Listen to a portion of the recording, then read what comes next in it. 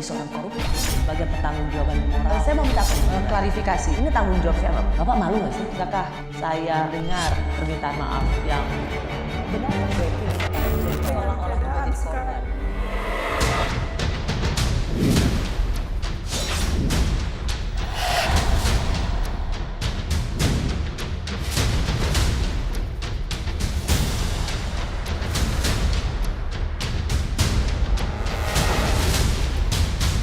Tak lama lagi, publik sudah bisa mengetahui siapa saja yang akan maju sebagai pasangan Capres dan Cawapres dalam Pilpres 2024. Sebabnya, KPU akan mempercepat tahapan pendaftaran Capres-Cawapres dari yang awalnya 19 Oktober hingga 25 November menjadi 10 Oktober hingga 16 Oktober 2023. Pemungutan suara tetap tanggal 14 Februari. Dengan 10 pendaftaran dibuka tanggal 10 tutup tanggal 16 itu oke. Tapi kalau misalnya mau dibuka tanggal 19 tapi ditutupnya tetap dipercepat 1 bulan menjadi 24 Oktober bukan 25 November. Itu sekarang alternatifnya dan sama-sama bisa diterima secara aturan. Wacana percepatan pendaftaran Capres-Cawapres ini dinilai bisa menurunkan tensi dan mengurangi drama-drama politik yang sampai sekarang masih berkutat di seputar bursa calon wakil presiden.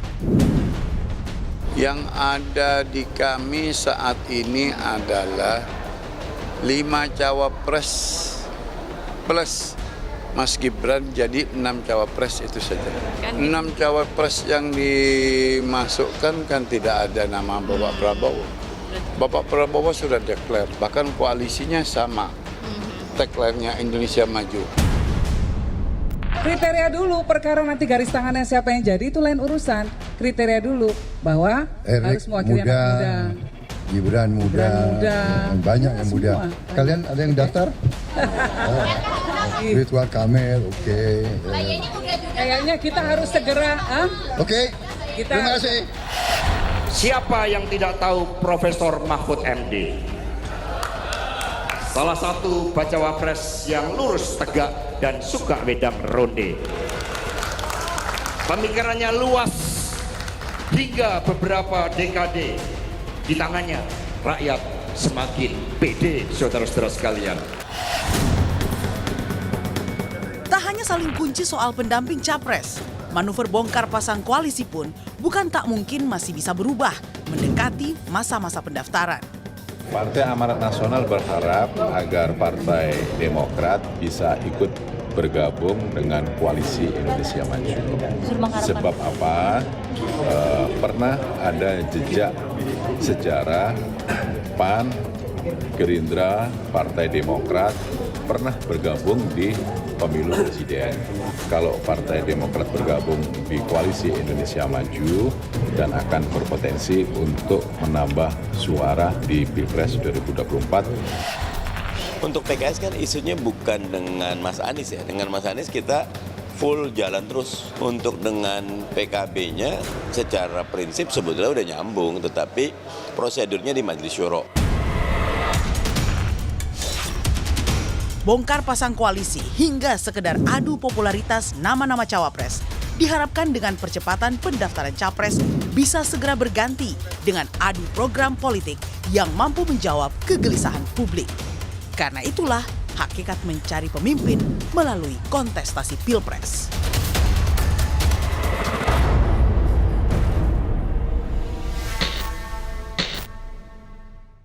Saya sudah bersama Dekan Visipol Universitas Gadjah Mada. Ia adalah Dr. Wawan Masudi. Bung Wawan, terima kasih sudah di Rosi. Sama-sama Mbak Rosi. Kita dengar bahwa akan ada usulan bahwa pendaftaran calon presiden tidak lagi di 17 Oktober dan kemudian bulan berikutnya 25 November ditutupnya. Tetapi maju ke 10 Oktober sampai 16 Oktober. Ini apa yang Anda baca? Apakah memang ada soal-soal teknis atau ini sangat politis? Yang pertama, jelas ini politis. Mengapa politis? Kita tahu bahwa proses dan dinamika untuk pembentukan koalisi ini sudah berlangsung sangat panjang. Ada banyak ketidakpastian di situ. Dan upaya untuk memajukan proses pendaftaran calon dan mempersingkat bisa jadi merupakan upaya untuk segera memberikan kepastian kepada publik, Mbak Rosi, terkait dengan siapa sesungguhnya yang nanti akan menjadi capres dan cawapres kita. Dari sisi publik, situasi ini tentu memberikan keuntungan. Mengapa? Kita sudah lama mengikuti drama proses pembentukan koalisi yang naik turun berpasangan A dengan B, B dengan C, lalu berubah lagi B dengan A dan seterusnya lah ya. Artinya publik saya kira juga butuh kepastian agar sesegera mungkin kita bisa mengetahui siapa yang kelak akan menjadi kontestan untuk pilpres kita. Jadi buat Bung Wawan, Anda sebagai pengajar ilmu politik dan di Universitas Gadjah Mada dan juga disebut sebagai seorang ahli pemilu, Anda melihat percepatan pendaftaran calon presiden ini ada aspek politisnya. Tetapi baik buat masyarakat. Sangat bagus buat masyarakat dalam perspektif saya. Kita akan segera memperoleh kepastian dan kemudian kita bisa segera memaksa para calon, para tim ses calon dan partai-partai politik yang berkoalisi untuk segera merumuskan apa yang sebenarnya menjadi mimpi mereka untuk bangsa ini. Kalau ini kabar baik buat publik, apakah partai politik juga melihat ini sebagai kabar baik juga atau kabar yang nggak baik-baik amat atau kabar buruk buat partai-partai politik yang belum menentukan koalisinya?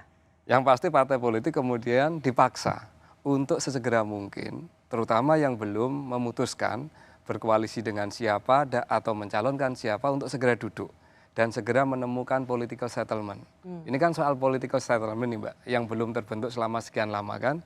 Begitu dimajukan, begitu dipercepat, proses membangun political settlement ini segera terbentuk. Jadi semacam dipaksa ya untuk cepat? Dipaksa untuk cepat, harus segera duduk dan segera memutuskan. Ya, tapi kalau tadi kita dengar pernyataan Menko Polhukam Pak Mahfud mau dimajukan 10 sampai 16 Oktober. Itu opsi pertama. Tetapi kalau kemudian mau ditutup di 24 November atau 1 bulan kemudian itu juga sebagai opsi. Kalau misalnya ditutupnya pendaftaran pasangan capres dan cawapres ini di bulan November, apa ada maknanya mempercepat dibukanya pendaftaran calon presiden? Tidak akan ada maknanya. Nggak ada gunanya kan? Tidak ada gunanya. Kalau memang ingin dipercepat dan dipersingkat, lakukan itu. Toh proses pendaftaran ini kan bisa berlangsung cepat ya. Dan saat ini pun saya kira partai politik dan calon-calon yang memang sudah mulai muncul ini kan sudah mempersiapkan banyak hal. Oke, jadi kalau kita tahan di situ Bung Wawan. Jadi kalau memang sudah ada opsi 10 sampai 16 Oktober, berarti kan ditutup nih 16 Oktober. Ya udah itu aja. Yes. Jangan dibuka lagi opsi bahwa penutupan pendaftaran calon presiden bisa 1 bulan kemudian. Apa yang membuat Bung Wawan merasa nggak ada gunanya juga kalau ditutupnya pendaftaran calon presiden itu tetap dibuka sampai 1 bulan kemudian? Jelas nggak ada gunanya karena kebiasaan koalisi di Indonesia ini selalu last minute untuk penentuannya. Mengapa last minute? Karena proses membentuk koalisi dan kerjasama politik kita tidak didasarkan nih Mbak dari awal. Adanya kesamaan pikiran, kesamaan visi, kesamaan program, kesamaan atau kedekatan ideologis. Hampir sepenuhnya proses pembentukan koalisi kita sangat didrive, sangat didorong oleh aspek-aspek yang berhubungan dengan kalkulasi-kalkulasi sharing kekuasaan, sharing sumber daya, yang penting menang dulu. Jelas ini tidak sehat bagi demokrasi ya. Mengapa? Karena kalau kita belajar koalisi di negara manapun yang demokrasinya sehat, demokrasinya berkualitas, yang pertama dibicarakan ketika koalisi adalah kedekatan programatiknya. Bukan kalkulasi berapa kursi, berapa jumlah menteri, dan berapa sharing resource-nya. Kita sayangnya belum punya tradisi yang cukup kuat ke situ.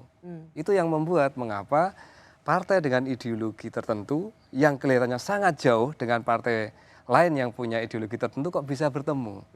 Itu yang membuat mengapa partai politik yang di nasional bertengkar dalam arti berbeda koalisi, tapi di tingkat provinsi kabupaten mereka bisa sama-sama mendukung calon yang sama. Jadi tidak pernah punya ada kesamaan program, tidak pernah dan punya visi kesamaan politik. program. Artinya dalam situasi seperti itu, kalau ingin mempercepat dan memperpendek, just do it dengan satu opsi.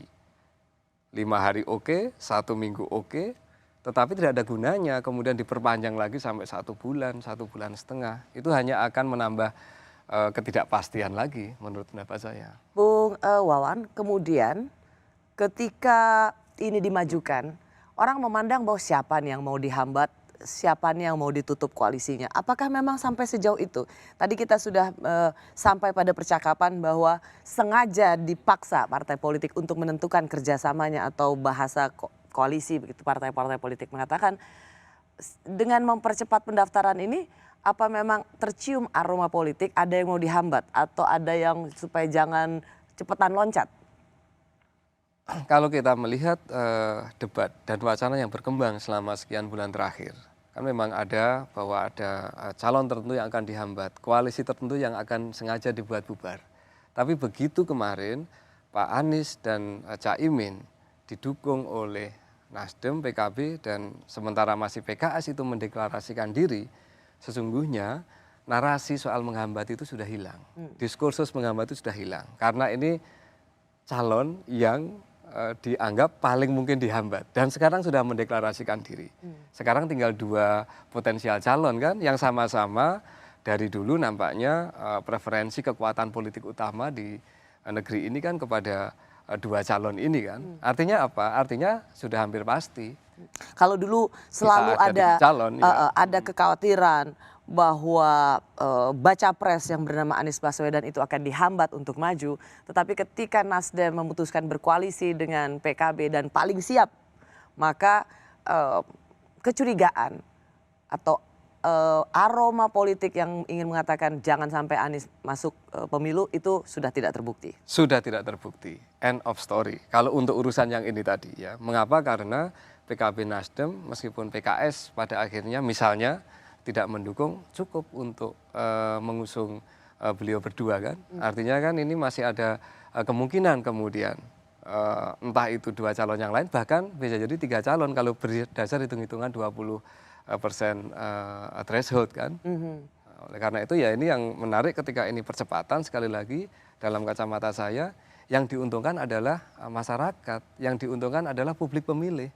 Agar drama untuk membentuk koalisi ini segera berakhir dan kita segera bergeser, move on kepada perdebatan-perdebatan yang jauh lebih substantif, setidaknya di publik. Jadi terlepas bahwa KPU mengubah-ubah atau menyesuaikan bahasa komisioner KPU seperti itu, menyesuaikan jadwal pendaftaran calon presiden, tetapi Anda melihat percepatan ini adalah baik untuk publik supaya segera melihat siapa calon-calon pemimpin nasional yang akan kita pilih nanti. Sekaligus Anda memberikan catatan, kalaupun sudah dipercepat, maka pendaftaran calon presiden dan wakil presiden cukup 1 minggu atau 6 hari. Poinnya di situ. Jadi tidak perlu ada opsi 10 sampai 16, kemudian opsi 10 Oktober sampai dengan sometimes di November itu tidak perlu. Kalau memang akan dipercepat, akan disegerakan, segerakan saja dengan 1 opsi. Kepastian politik, kepastian bagi masyarakat akan segera terlihat.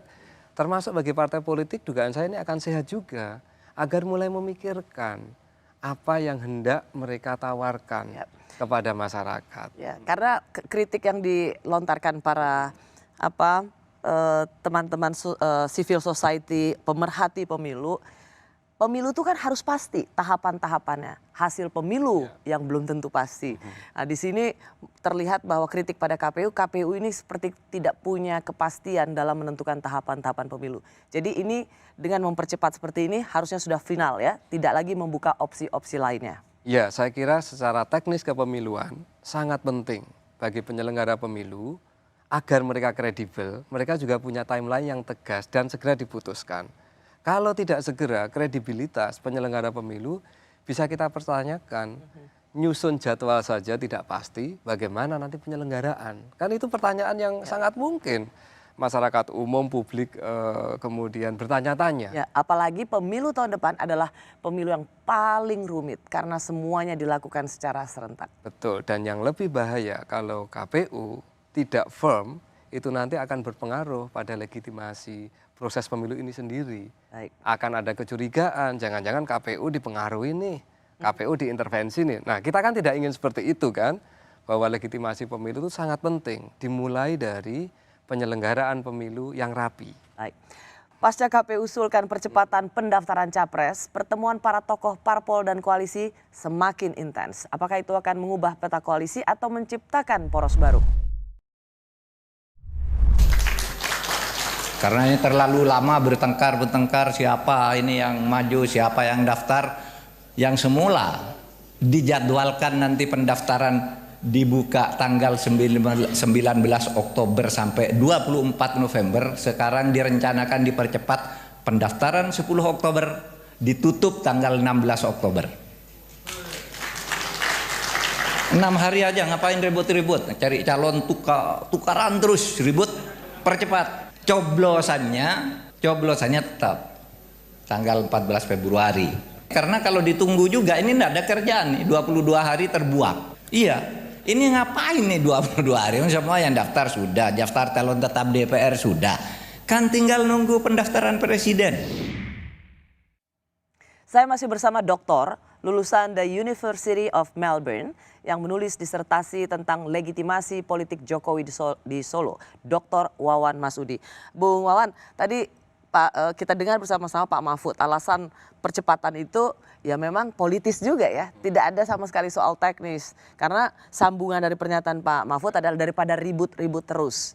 Ini sejalan dengan apa yang Anda baca bahwa memang percepatan itu sangat politis. Iya, meskipun mestinya bisa jadi pernyataan beliau tidak harus soal ribut-ributnya. Nah, kalau ribut-ributnya ini ya namanya pemilu kan pasti akan ada dinamika.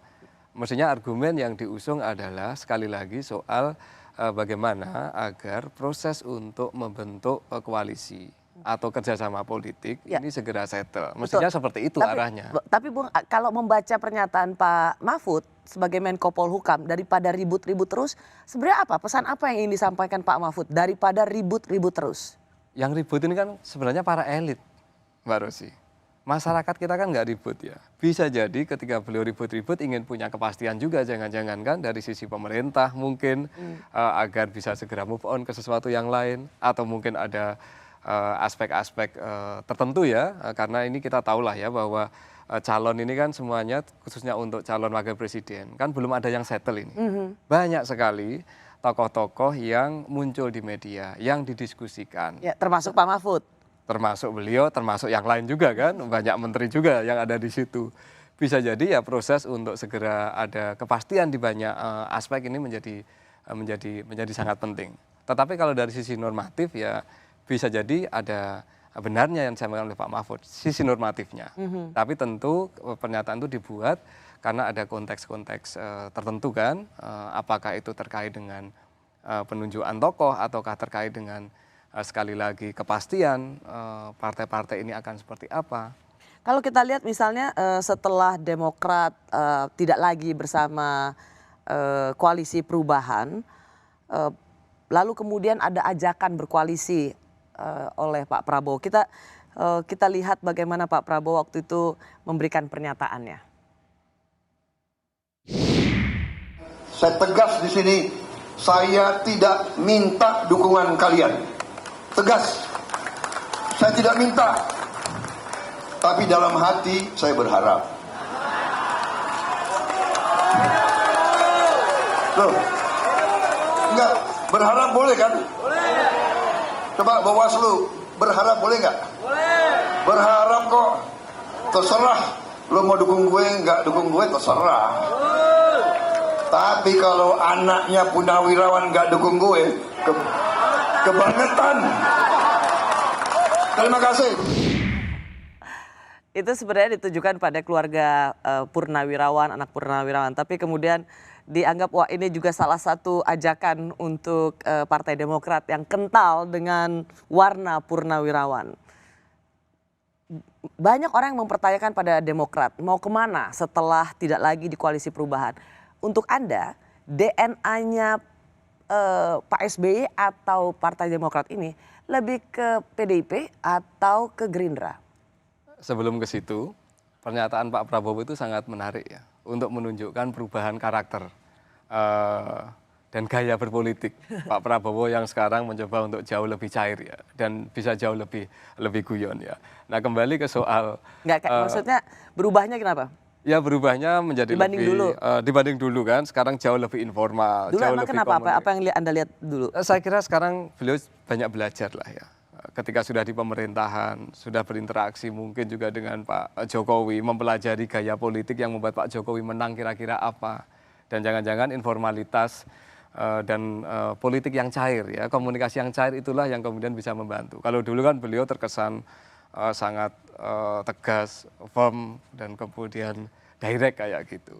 Guyonnya kurang banyak. Nah sekarang kan mungkin bisa lebih membuat sosok beliau berbeda di mata banyak pihak kan, termasuk belajar dari pengalaman dulu ya, bahwa ternyata harus mengikuti gaya Pak Jokowi gitu kalau mau menang. Bisa jadi salah satunya. Tapi kembali ke soal DNA Partai Demokrat ya, jelas kita tahu bahwa di Partai Demokrat ini kombinasi antara purnawirawan militer dengan sipil kan cukup banyak ya. Tetapi kalau Pak SBY sendiri kan memang sangat kental militer. Tapi jangan lupa Mbak Rosi, Pak SBY ini kan militer yang juga nuansa sipilnya kan kuat. Ya. Ketika beliau militer aktif pun juga sangat dikenal sebagai sosok jenderal yang punya karakter dan gaya serta pemikiran. Dan ia menjadi bagian dari reformasi TNI. Dan menjadi bagian dari reformasi TNI. Artinya apa?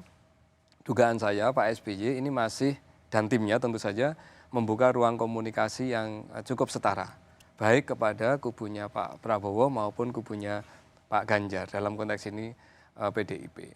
Persoalan mau melabuhkan kemana, dugaan saya ini terkait dengan kalkulasi nanti untuk pemilu legislatifnya, itu yang pertama. Yang kedua tentu posisi Pak AHY sendiri sebagai ketum Demokrat nanti dalam koalisi akan berperan seperti apa jika misalnya nanti menang. Jadi ini sekali lagi soal kalkulasi terkait dengan sharing kekuasaan yang nantinya mungkin harus dilakukan atau pasti dilakukan setelah proses Pilpres. Nah, kecocokan atas negosiasi inilah yang akan menentukan. Dan juga seberapa saya yakin komunikasi antara Demokrat dengan Gerindra mungkin jauh lebih leluasa antara pimpinan partai politiknya tentu. Dan yang lagi ditunggu oleh Demokrat komunikasi antara Pak SBY dan Bu Mega. Meskipun demikian, apakah menurut Anda syarat itu akan sesuatu yang akan dimajukan? Yaitu ada pertemuan dulu dengan Bu Mega dan Pak SBY, baru kemudian ini terjadi. Atau bisa saja tanpa pertemuan kerjasama ini bisa terjadi? Saya kira tim pendahuluan dari masing-masing partai ini kan terus bekerja ya. Kalau kita lihat ya, pernyataan-pernyataan di media oleh para politisi, kedua partai kan mengindikasikan ada pertemuan-pertemuan yang berlangsung. Dan bahkan Mbak Puan dan Pak AHY kita tahu sudah sempat melakukan pertemuan juga. Seandainya ini berlangsung, ini merupakan kelanjutan dari komunikasi yang sudah dibuat. Persoalan apakah nanti kemudian ada pertemuan langsung antara Pak SBY dengan Bu Mega, pertemuannya terbuka atau tertutup kita juga belum tentu tahu kan. Bisa jadi ada pertemuan tertutup. Menjadi sejarah ya? Tapi akan menjadi sejarah. Dan bagi Pak SBY sendiri saya kira itu sesuatu yang sangat diharapkan. Itu sesuatu yang sangat diharapkan. Baik, kalau kita pindah pada koalisi lain, misalnya sekarang yang namanya koalisi perubahan Nasdem dengan PKB. PKS pada dasarnya menyetujui, tetapi masih harus berdiskusi dengan Majelis Syuro. Masih ada peluangkah PKS ini loncat ke pihak Pak Prabowo? Mengingat rekam jejak PKS selalu bersama Gerindra. Peluang itu tentu ada, namun sampai saat ini saya kira PKS sangat nyaman dengan Pak Anies. Bahwa mengusung seorang calon presiden tujuannya kan tentu bukan hanya sekedar untuk memenangkan calon presiden yang diusung, namun juga membawa efek elektoral ya. Untuk kemenangan di parlemen. Untuk kemenangan di parlemen. Jadi menurut Anda PKS jauh lebih bermanfaat tetap mengusung Pak Anies dibandingkan mengusung Pak Prabowo? Kalau dengan Pak Anies, PKS bisa mengklaim 100%. Ini calon presiden kita dan kemudian bisa membawa elektoral. Karena Pak Anies tidak memiliki partai. Tapi kalau Pak Prabowo, jelas Pak Prabowo memiliki attachment sangat erat dengan Gerindra. Karena beliau adalah pendiri dan sekaligus ketua umum partai Gerindra. Jadi ini bagi PKS kan menghitung juga ini. Tapi bukankah nama Anies Baswedan jauh akan lebih memberikan efek kotel itu efek. Ke Nasdem daripada ke PKS? Survei kenyataannya di berbagai lembaga menunjukkan bahwa pemilih PKS akan jauh lebih identik dengan Anies Baswedan. Oke. Artinya itu pertimbangan sangat penting yang akan dipakai oleh Majelis Syuronya PKS maupun oleh Ketua Umum PKS dan pengurusnya untuk menentukan. Oke. Gugatan uji materi batas usia Capres-Cawapres belum juga diputuskan Mahkamah Konstitusi. Apakah ini yang membuat koalisi masih saling kunci nama calon wakil presidennya? Kita tahu dan kita kenal siapa yang merebut Konstantinopel yang sekarang menjadi Istanbul. Namanya Muhammad Al-Fatih. Usia berapa? 17 tahun. Kemudian beberapa pejabat, ya sekarang disebut pejabat, kalau dulu kan khalifah, itu rata-rata berusia muda. Ini umpama.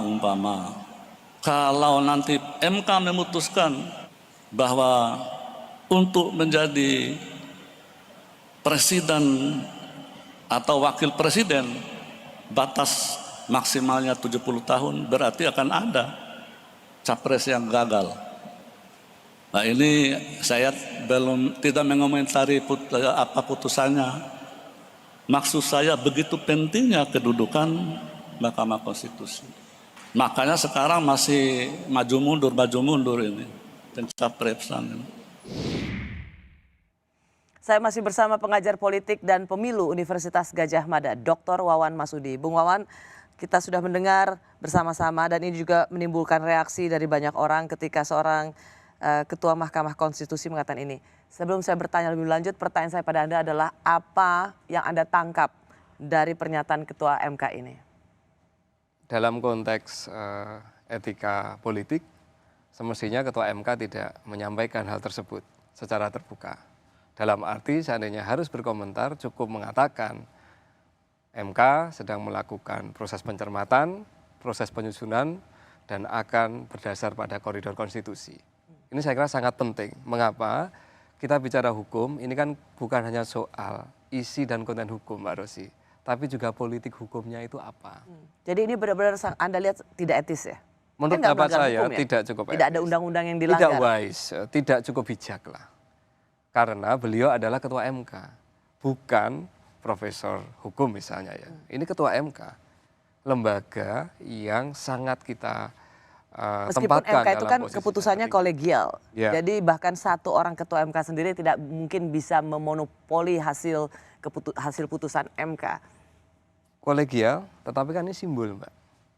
Sebagai Ketua MK kan simbol dari lembaga itu sendiri. Bu itu yang Wawan, paling pokok. Kalau menyinggung soal batas usia muda, ini kode nggak jadinya? Sebenarnya kalau kita bicara soal pemimpin politik muda di dunia ini, banyak banget.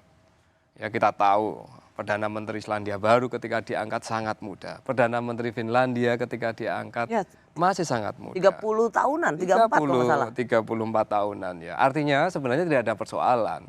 Yang menjadi persoalan adalah dalam konteks Indonesia, sekali lagi kita bicara soal aturan, soal hukum, ini kan ada konteks politiknya, ada politik hukumnya. Nah kebetulan yang sedang menjadi perdebatan, ini keputusan mengapa, bukan keputusannya, mengapa gugatan ini muncul menjelang proses pendaftaran calon presiden dan wapres. Seandainya memang menjadi concern publik, mengapa tidak dilakukan setahun, 2 tahun yang lalu? Ini kenapa selalu ini jadi dikaitkan kepada Gibran gitu? Ya bisa jadi, karena yang paling sering muncul dan paling ramai dibicarakan salah satunya kan beliau. Meskipun ketika itu dibuat tentu tidak untuk satu orang, bisa membuka ke siapapun, pasti. Ya. Jadi kenapa harus dipersoalkan ya? Jelas sekali lagi karena konteks perdebatan politiknya yang sedang berlangsung. Bahwa di antara calon-calon wakil presiden yang muncul, terutama kalau kita lihat usia dan segala hal, rata-rata kan memang 40-an tahun, 40 tahun lebih dan lain sebagainya lah. Yang muncul kemudian tiba-tiba kebetulan Bapak Wali Kota Solo kan usianya kan memang masih sangat muda kan di bawah itu. Tapi Oktober ini pas 35 tuh beliau. Begitu ya? Pas berarti Mbak? Pas 35. ada kecurigaan ini bahwa ini dibikin untuk wali kota Solo supaya maju menjadi calon wakil presiden. Karena memang ada yang sangat membutuhkan Gibran menjadi wakil presidennya ya? Kita tidak tahu, tapi yang pasti begitu seandainya ini ya, MK kemudian memutuskan bahwa batas pencalonan itu diturunkan ke 35 tahun, jelas peluang itu akan ada. Siapa yang paling berkebutuhan, siapa yang paling membutuhkan Gibran sebagai wakilnya? Yang pasti bukan Pak Anies, karena Pak Anies sudah ada ngajak Pak Muhaimin kan. Tapi apakah itu dibutuhkan oleh seorang Ganjar? Sangat mungkin. Apalagi kalau hitung-hitungan politiknya misalnya kita tahu bahwa atau justru Pak Prabowo yang sangat Pak membutuhkan. Jokowi juga karena, sangat kuat. Kenapa saya katakan demikian? Karena yang sering memberikan kode itu justru Pak Prabowo. Pak Prabowo memberikan kode, tapi Bu Puan kemarin juga memberikan kode bahwa sangat mungkin juga diangkat. Nah, jadi ini dua pihak saya kira juga sama-sama. Tapi begini Mbak Rosi, proses untuk menentukan calon wakil presiden ini kan bukan hanya menunjuk nama. Tetapi dalam konteks untuk pemenangan kan harus menghitung banyak aspek ya. Baik itu terkait dengan latar belakang yang dihubungkan dengan misalkan sosial capital apa yang dimiliki. Organisasi keagamaan misalnya, organisasi sosial, ini kan akan dihitung ya. Yang kedua, berhubungan dengan representasi teritorial. Dari wilayah mana diambil dan apakah memberikan keuntungan atau tidak. Yang ketiga, berhubungan dengan tentu saja track record. Aspek profesionalisme, aspek teknokratisme yang dimiliki termasuk pengalaman menjadi penting. Ingat kita ini memilih calon pemimpin tertinggi di negeri ini, bukan coba-coba ini. Makanya namanya kan banyak, karena tadi Anda mengatakan aspek teritorial atau kedaerahan gitu, maka nama ex Gubernur Jawa Barat RK juga makin disebut-sebut gitu. Dan dianggap sebagai yang paling cocok dengan seorang Ganjar Pranowo, kuat di Jawa Tengah dan ingin juga mengambil kemenangan di Jawa Barat. Ya tentu saja demikian. Dalam arti begini, ketika misalkan ya ini saat ini Pak RK sedang dirumorkan dalam tanda petik ya menjadi salah satu calonnya Pak Ganjar, tentu hitung-hitungannya adalah Pak Ganjar sedang menghitung khususnya untuk Jawa Tengah dan Jawa Timur seberapa kuat potensi suara yang akan diperoleh, terutama setelah terbentuknya koalisinya Pak Anies dan Pak Karena Muhaimin PKB Iskandar. kuat di Jawa Timur Karena PKB dan kuat juga di Jawa bisa Timur. punya kekuatan di Jawa Tengah. Di Jawa Tengah, NU terutama. Artinya kan ini perlu disubstitusi. Dari mana substitusi berasal? Bisa jadi dari Jawa Barat. Mengapa? Karena Pak Ganjar kebetulan tidak cukup kuat di Jawa Barat. Jadi ini proses untuk menghitung ini saya kira menjadi sangat penting. Selain maaf Bung Wan, namun kemudian Pak Ganjar memposting ngopi bareng bersama Pak Mahfud yang dianggap bisa juga wah ini jangan-jangan GP dan Pak Mahfud.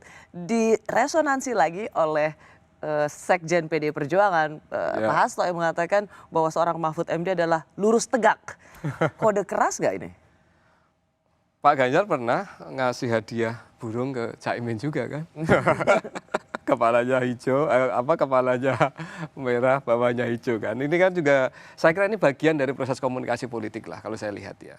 Pak Ganjar bagaimanapun juga karena belum memiliki pasangan, pasti akan membuka komunikasi-komunikasi politik ke berbagai pihak. Tentu pihak yang diajak komunikasi yang punya potensi, itu udah pasti. Dan bagi Pak Mahfud tentu potensinya sangat clear ya. Selain profesional dalam bidang hukum dan pengalaman panjang di ketatanegaraan, beliau adalah representasi atau bisa menjadi representasi dari kekuatan NU maupun dari Jawa Timur, khususnya daerah Tapal Kuda, Madura dan lain sebagainya. Bung Wawan, apakah dengan percepatan pendaftaran Capres-Cawapres ini oleh KPU di 10 Oktober nanti, maka itu juga akan mempercepat hasil kita mendengar putusan MK soal batas usia Capres-Cawapres? Idealnya lembaga seperti MK ketika memutuskan itu harus menghitung betul bagaimana suasana publik. Suasana publik. Kalau memang sudah waktunya diputuskan, mestinya segera diputuskan. Ini menjadi sangat penting. Jangan sampai semua lembaga negara itu ikut-ikutan untuk memberikan ketidakpastian dan membuat publik bertanya-tanya.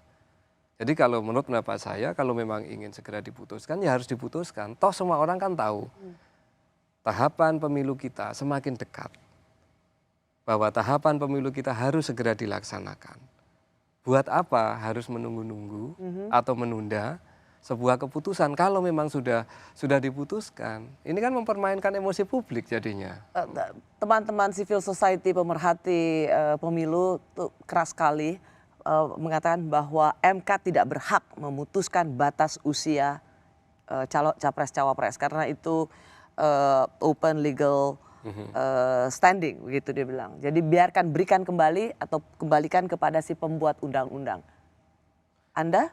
Semuanya saya kira masih spekulatif karena kita juga tidak pernah tahu keputusan MK itu seperti apa. Karena prosesnya pun, proses untuk penyusunan kan ini masuk ke dalam kerahasiaan negara kan, Mbak. Kita tidak pernah tahu.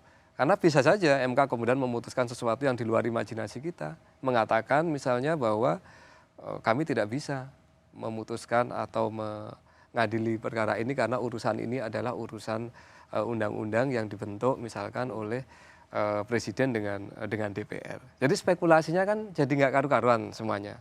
Justru karena spekulasi yang muncul itu bisa apapun, sebaiknya kalau memang sudah ada proses yang berlangsung, dan prosesnya kan memang sudah berlangsung, tinggal penyusunan, sebaiknya MK segera memutuskan. Dan saya yakin bijak kok Mbak, hakim-hakim MK ini saya yakin banyak atau hampir semuanya bijak lah. Kita harus trust di situ dulu. Oke. Ya. Kalau Anda, apakah Anda cukup mau juga bisa mengambil semacam analisa? Ini kira-kira diputuskan ideakan, maksudnya dikabulkan atau akan dikembalikan pada si pembuat undang-undang soal batas usia? Saya terus terang tidak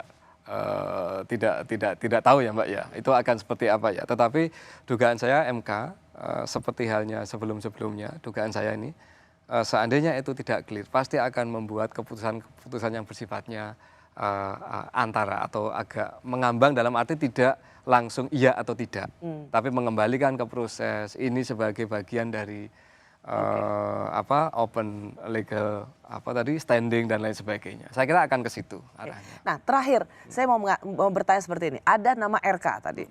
Apakah nama RK ini untuk Golkar? Karena untuk Munas itu sudah diamanatkan adalah ketumnya. Apakah nama RK dari Golkar ini sebagai sebuah added value bagi Partai Golkar atau justru menjadi kegamangan bagi Partai Golkar karena sudah ada ketumnya, tapi kemudian ada waketum yang secara elektabilitas jauh lebih dari ketua umum Partai Golkar? Jelas itu mungkin secara internal itu dilematis bagi Golkar. Tetapi jelas mungkin Golkar juga menghitung kalau misalkan Pak RK jadi berpasangan dengan salah satu calon ya, khususnya dalam konteks ini misalkan Ganjar, bisa jadi akan menjadi keuntungan jangka panjang juga kalau Pak Ganjar menang. Tetapi tentu karena Golkar secara formal terikat dalam koalisi dengan Koalisi Indonesia Maju. Koalisi Indonesia Maju saat ini, tentu Golkar akan mendiskusikan itu secara serius dengan koalisi Indonesia Maju. Dan bisa jadi keputusannya Pak RK dibiarkan, tapi tidak. Tapi koalisi Partai Golkar tetap di koalisi Indonesia Maju. Ya, tapi Pak RK dibiarkan, tetapi tidak mengatasnamakan atau bukan representasi Golkar. Hal seperti itu kan sangat mungkin terjadi kan, dan itu pernah terjadi masalahnya. Ya. Meskipun konteksnya beda ya. Waktu Anda mengatakan itu pernah terjadi ketika 2004 Pak SB dan Pak JK. Pak JK tidak karena tidak diusung oleh Partai Golkar. Partai Golkar tetap bersama waktu itu Pak Wiranto. Iya betul Pak Wiranto. Pak Wiranto betul ya. Dan itu bisa terjadi juga ya. Dan itu pernah terjadi. Meskipun ada pembedanya, Pak JK waktu itu bukan pengurus Partai Golkar, sementara RK adalah wakil ketua umum Partai Golkar. Mungkin Pak RK bisa diizinkan untuk mundur dari waketum. Menjadi anggota biasa kan juga sangat mungkin. Oke. Kita lanjutkan lagi di bagian berikutnya karena berbagai cara dilakukan demi berlangsungnya pesta demokrasi 5 tahunan. Tetapi bagaimana bila terjadi keadaan mendesak untuk menunda pemilu? Apakah kita akan mentolerir hal ini? Kita saat ini tidak lagi memiliki pintu darurat manakala terjadi kedaulatan konstitusi. Kita belum memikirkan jalan keluar. Bagaimana kalau pemilu tidak bisa dilaksanakan secara tepat waktu? Bagaimana posisi jabatan-jabatan yang dihasilkan oleh pemilu? Ya.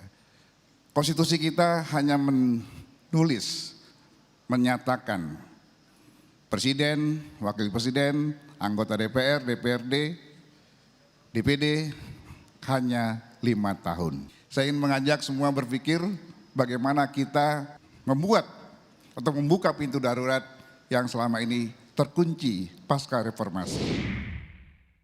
Masih bersama saya Dekan Visipol UGM sekaligus peneliti dari Institute for Democracy and Welfareism, Dr. Wawan Masudi.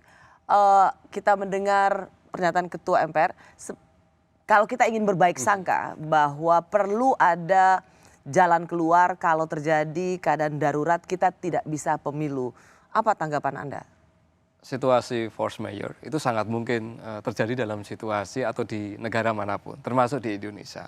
Tetapi dalam kaitannya dengan pemilu, bisa jadi kalau ada situasi yang sangat darurat, yang mungkin dilakukan adalah sejumlah adjustment.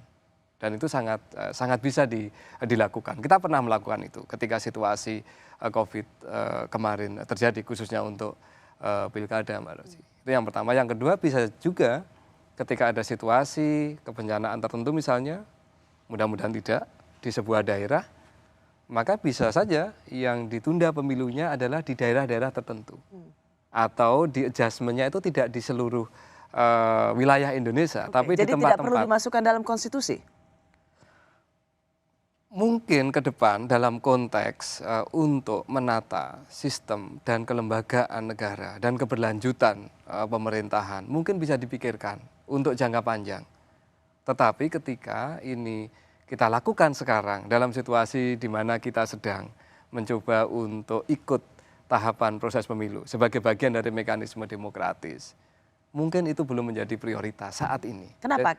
Kenapa ini selalu dicurigai? Kenapa ini kalau kita ingin berprasangka baik, kenapa ini sebutan untuk kalau ada kegentingan, jadi harus ada jalan keluar untuk pemilu. Kenapa ini tidak pernah disambut baik dan selalu dicurigai ada udang di balik batu?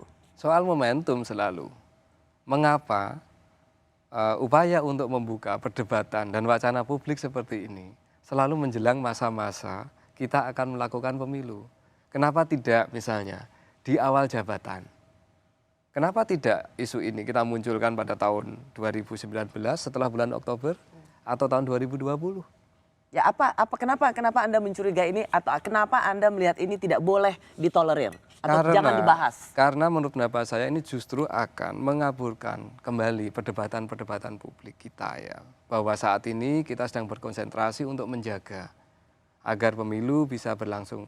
Ingat Mbak Rosi, pemilu itu merupakan ukuran paling dasar dari proses konsolidasi demokrasi. Makanya, oke itu dipahami. Tapi kenapa sebuah wacana kalau ada kegentingan, maka kita harus punya instrumen konstitusi untuk penundaan pemilu. Kenapa ini menurut Anda nggak boleh dibahas atau jangan dibuka pintu untuk ini? Kenapa?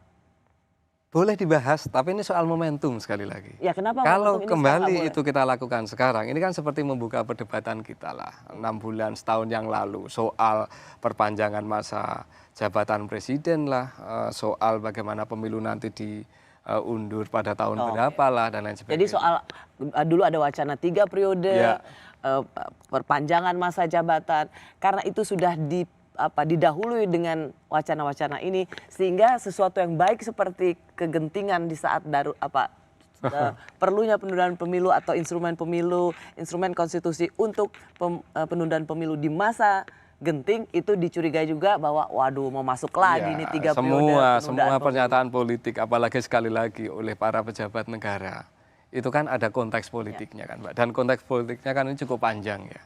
Nah karena itu kalau saya lebih baik memastikan agar proses dan kualitas pemilu kita ini bisa optimal. Seandainya ada narasi atau diskursus seperti itu, ya pelan-pelan saja, tidak perlu dibuka terlalu untuk saat ini. Untuk saat ini. Itu juga sepertinya dijawab oleh Pak Menko Polhukam ketika menyatakan bahwa sudah ada usulan untuk mempercepat pendaftaran capres. Karena Pak Mahfud sekali lagi mengatakan kita akan melakukan pemilu tepat waktu, Tepat sesuai dengan yang sudah direncanakan. Sekali lagi Pak Mahfud sebagai Menko Polhukam menutup wacana bahwa itu.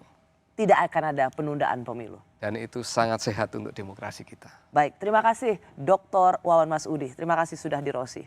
Sama-sama Mbak Rosi. Ya.